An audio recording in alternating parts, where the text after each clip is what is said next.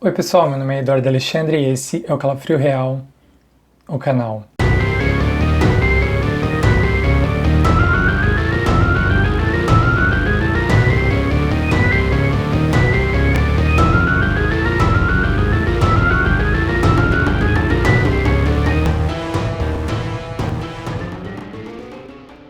Hoje um caso que marcou o Brasil há mais de 12 anos atrás, um caso que marcou a minha adolescência, que ficou assim muito forte na mídia, que é o caso da menina Isabella Nardoni, que foi morta pelo pai e pela madrasta, um caso assim que choca muitas pessoas e pelo modo que aconteceu, além de tudo, bizarro, então vale a pena conferir. Antes de começar, já faço aquele convite de que vocês se inscrevam aqui no Calafrio Real, se inscreve, deixa o likezinho, também comenta se eu esqueci alguma coisa do caso, se tem alguma indicação de outro caso também. Se vocês gostam do conteúdo, se querem elogiar o vídeo, eu peço muito que comentem qualquer coisinha para ajudar aqui o canal a crescer mais. Toquem o sininho também para receber notificações de quando sair novo conteúdo aqui no Calafrio Real. Eu conto com vocês e vamos lá pro vídeo. Há 12 anos o país chorava a morte da menina Isabella. Mais uma criança vítima de violência e violência familiar, morta pelo pai e pela madrasta no final de semana em que ela foi passar com esses dois.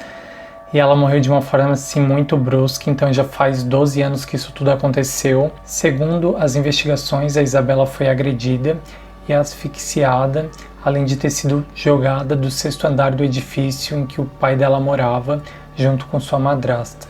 Ficava lá no edifício London, na zona norte de São Paulo. Para o histórico ali da família do Alexandre Nardoni, ele vinha de uma família de advogados, os pais dele eram advogados e ele também seguia essa carreira de advogado, tinha começado ali a fazer o curso, chegou a se formar em direito, porém ele não desempenhava muito a função ainda, ele parecia assim que era muito bancado pelo pai dele, o pai dele que era um advogado mais bem sucedido, e esse pai, inclusive, que era o dono do apartamento que ele morava, mesmo ele já sendo um homem de mais de 30 anos.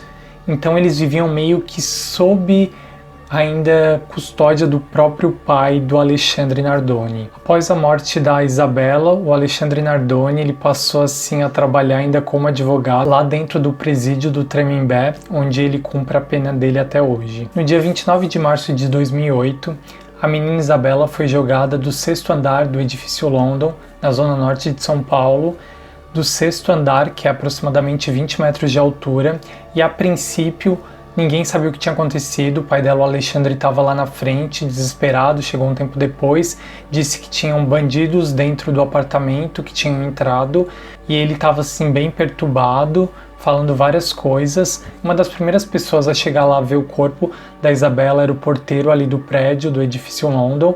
Ele disse que ouviu uma pancada assim seca de alguma coisa, que ele achava que era até uma batida, alguma coisa assim. E quando ele foi olhar, ele viu o corpo da menina caído ali na frente, no jardinzinho do próprio prédio. E ninguém sabia o que tinha acontecido, então logo depois chegou o pai dela, bem desesperado, o Alexandre Nardoni, falando que tinham entrado no apartamento dele e tinham jogado a menina pela janela do quarto dela ali no apartamento. E a partir disso começa assim uma investigação gigante, vem várias viaturas da polícia, chegam muito rápido do bombeiro ali pro edifício. Eles estavam próximos, em 5 minutos já estava cheio de polícia e de bombeiros lá, resgatando a Isabella e também investigando esse possível assaltante que tinha entrado lá dentro do apartamento do Alexandre e da família dele. O Alexandre Nardoni ele morava nesse apartamento junto com a Ana Carolina Jatobá, que era sua atual esposa, e também os outros 2 filhos delas, 2 crianças bem pequenas. Uma das crianças tinha 3 anos e a outra tinha 11 meses apenas. Então a ambulância chegou para resgatar a Isabella, ela já estava muito mal. A mãe da Isabella, Ana Carolina Oliveira, ela ficou sabendo do que estava acontecendo e ela estava bem próximo ali do apartamento do ex-marido dela, do Alexandre Nardoni. Então ela muito prontamente chegou lá e ela conseguiu ver a filha dela ainda caída, conversar com a filha dela que continuava respirando com muita dificuldade, caída lá embaixo do andar que ela foi arremessada. E ninguém sabia o que estava acontecendo, mas já se supunha que a Isabella estava muito mal e que talvez ela não fosse sobreviver. Então a Isabella foi levada ainda com vida para um hospital infantil, porém no caminho ela já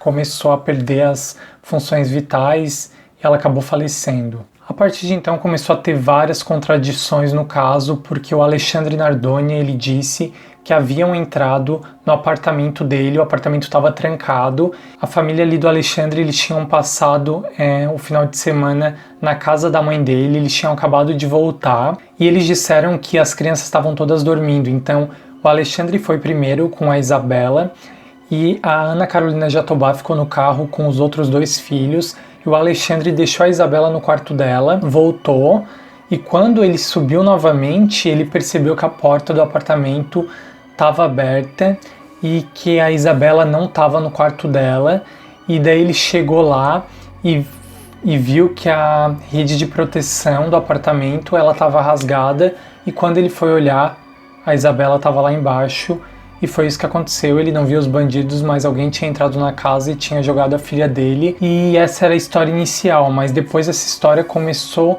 a ser um pouco mais contraditória e começou a levar o caso para sim um outro nível, que é o que chegou à condenação de ambos. Ali com a investigação descobriu-se que havia algumas marcas de sangue no apartamento e parecia que o sangue era provavelmente da Isabela, só que eles ainda não sabiam muito bem o que tinha acontecido.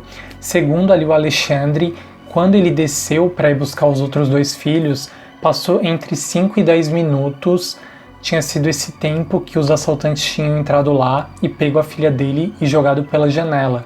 Mas não parecia fazer muito sentido porque nada havia sido roubado, mesmo que o apartamento parecesse bem bagunçado, ele parecia mais uma cena armada do que uma cena de latrocínio ou de assalto. A princípio também havia especulações de que a própria Isabela poderia ter rasgado a rede de proteção e ter caído num acidente, porém logo depois essa suspeita foi contradita porque não tinha como ela ter cortado, porque a rede de proteção era muito forte e não teria capacidade de uma menina de apenas 5 anos ter feito tudo aquilo naquele meio tempo que ela deveria estar dormindo, segundo os pais. Na madrugada de 31 de março, a Ana Carolina Jatobá e o Alexandre Nardoni, eles passaram mais de 24 horas seguidas dando depoimentos à polícia, e a partir desse momento a polícia já achava ali que se tratava na verdade de um assassinato causado por ambos. Ali com o começo das investigações, várias contradições começaram a surgir, porque o quarto em que a rede foi cortada não era o quarto que a Isabela estava, segundo os pais. Na verdade era o quarto dos irmãos dela. E a cama que eles disseram que haviam colocado a Isabela não estava feita, estava uma cama assim, não estava arrumada, porque lá nada era muito arrumado, era um apartamento assim que parecia bem fora de ordem, parece até que tinham lavado algumas coisas, tinham algumas roupas assim meio fora de lugar, mas não parecia que ela tinha sido colocada na cama pelo estado que a cama estava. O casal também afirmou que eles viviam assim muito bem, que eram todos muito unidos, mas segundo alguns vizinhos próximos ali de onde eles moravam, disseram que não, que as brigas eram constantes, muitos gritos vinham lá da casa, então a situação foi ficando cada vez mais complicada para o casal ali. Além de o casal ter sido desmentido por vizinhos, eles também foram desmentidos por registros telefônicos, porque eles falaram com várias pessoas, eles ligaram para o pai do Alexandre, que era esse advogado e que bancava eles praticamente, que era o dono do apartamento que eles moravam, que cuidava de vários assim problemas que o filho dele tinha, era esse pai, e eles ligaram para ele 4 vezes, 5 minutos depois de a Isabela ter caído, segundo as investigações. A partir desses relatos de vizinhos e também de registros telefônicos, algumas contradições assim começaram a acontecer no depoimento dos Nardoni, e também essas brigas muitas vezes aconteciam na presença das crianças, as brigas entre o casal. O Alexandre Nardoni e a Ana Carolina Jatobá, eles deram para a polícia cerca de 23 nomes de pessoas que eles achassem que pudessem estar envolvidas ali no homicídio, na morte da Isabela Nardoni. Eles estavam dizendo que achavam que era possível que essas pessoas tinham feito alguma coisa com a filha deles. Mas na verdade é que eles queriam se safar, então eles deram esses nomes, mas a polícia já viu que ali dentro os nomes, pesquisando, não tinha nenhum suspeito, e cada vez ficava mais claro que o pai e a madrasta deveriam saber de alguma coisa que eles não queriam revelar. Entre o dia ali 30 e 31 de março, a mídia já estava muito em cima ali do caso, estava dando muita repercussão, então eles já tiraram a hipótese de acidente no caso, e também já se sabia ali que a hipótese de um assalto, de alguma coisa envolvendo pessoas desconhecidas era muito improvável, então esse caso estava parando o Brasil inteiro. Com o passar ali do tempo do caso, foram surgindo novas evidências, até alguns vizinhos disseram que ouviram gritos, mas alguns deles foram descartados porque não batia com o horário que a polícia fez ali do crime, nas investigações que eles achavam, então algumas coisas ficaram meio abertas, inclusive esses gritos algumas pessoas disseram ter escutado, mas não foi nada provado que era de fato da Isabella Nardoni. Segundo os primeiros laudos que saíram ali no dia 1º de abril, e a Folha de São Paulo conseguiu ter acesso a essas informações, é que a menina teria sido asfixiada e também agredida antes da morte, então isso estava levando o caso para outro lugar, era um combo do horror completo esse caso, ainda com o pai e a madrasta envolvido, um caso de família com a morte de uma menina inocente, gente. Dá para imaginar, né? Dentre essas investigações, os legistas chegaram até a duvidar um pouco, a desconfiar um pouco de que a menina teria caído daquela altura de média 20 metros de altura do 6º andar, porque ela não tinha muitas fraturas no corpo para a altura. Talvez isso tenha também acontecido porque ela foi jogada desmaiada, então não tinha muita tensão no corpo. Isso é o que estou falando, né, gente? Não é algo que eu li nem que eu encontrei. Nesse mesmo dia que os legistas estavam desconfiando ali que tinham poucas fraturas no corpo dela, os dois advogados ali do casal Nardoni, eles estavam acompanhando o caso e eles chegaram a dizer que naquela semana que aconteceu o caso, a Ana Carolina Jatobá ela teria perdido a chave do apartamento, então eles achavam que alguém poderia ter pego essa chave aleatoriamente, entrado no apartamento, entrado lá, batido na menina e jogado ela, uma história assim bem esquisita, mas eles estavam tentando ali fazer a defesa do casal com eficiência. No dia 2 de abril, a Ana Carolina de Oliveira e o namorado dela, eles prestaram depoimentos, a mãe da Isabella e o namorado dela na época. Então, a partir disso, os investigadores decidiram fazer uma nova perícia, tanto no carro ali do Alexandre e da Ana Carolina Jatobá, quanto no apartamento, porque ele achou que podia ter passado algumas coisas desapercebidas por conta da correria e de todo o drama que estava envolvendo ali a cena do crime. A partir dessa nova perícia, percebeu-se que tinham sinais de sangue e até tentativas de ter apagado esse sangue do apartamento. Também havia sangue no carro, havia também sinais de vômito na camiseta do Alexandre Nardoni. 30 dias após o crime, foi descoberto que parecia que haviam sido alteradas as cenas do crime. Depois da perícia, eles perceberam que possivelmente alguém tentou alterar a cena do crime. Estava parecendo que tinham transformado uma cena de homicídio em uma cena de latrocínio, ou seja, eles queriam mudar uma cena de morte ali, de que alguém foi morto, para uma cena de roubo seguido de morte. O promotor que estava designado ali para fazer o caso, ele disse que não tinha dúvidas que tinham tentado modificar a cena do crime para parecer que as coisas não eram o que elas eram na verdade. Eles tentaram remover cenas de sangue, até removeram algumas, mas com a tecnologia de hoje em dia e até da época, né, que não faz tanto tempo assim, foi possível descobrir que foi feitas essas adulterações, que tentaram fazer, que usaram algum produto em cima, mas o casal ali disse que não tinha feito nada, que não tinham tentado adulterar a cena do crime e que ela estava como eles perceberam na hora. No dia 3 de abril de 2008, depois de uma cobertura incessante da mídia nesse caso, passava muito na TV, em todas as emissoras, o casal Nardoni, Alexandre Nardoni e a Ana Carolina Jatobá foram presos previamente. E no dia 18 daquele mesmo mês, Alexandre Nardoni e Ana Carolina Jatobá foram indiciados pelo crime de homicídio da Isabella. Pouco tempo depois, em maio de 2008, o juiz aceita a denúncia do Ministério Público e decreta a prisão preventiva do Alexandre e da Ana Carolina Jatobá. Então, gente, eles foram condenados e o que se estudou com a perícia, eles fizeram a reconstituição do crime, foi o que aconteceu.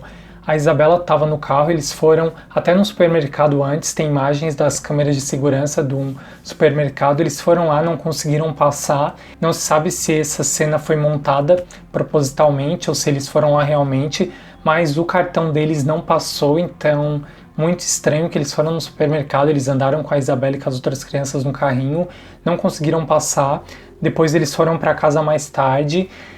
O que aconteceu possivelmente foi que a Ana Carolina Jatobá estava bem assim, fora de si, estava com algum problema, o casal ali de certo estava discutindo e ela possivelmente agrediu a Isabela com uma chave e essa chave machucou aqui a fronte da Isabela e sangrou bastante. Foram esse machucado que fez com que sangrasse no carro, sangrasse no apartamento, várias gotas de sangue.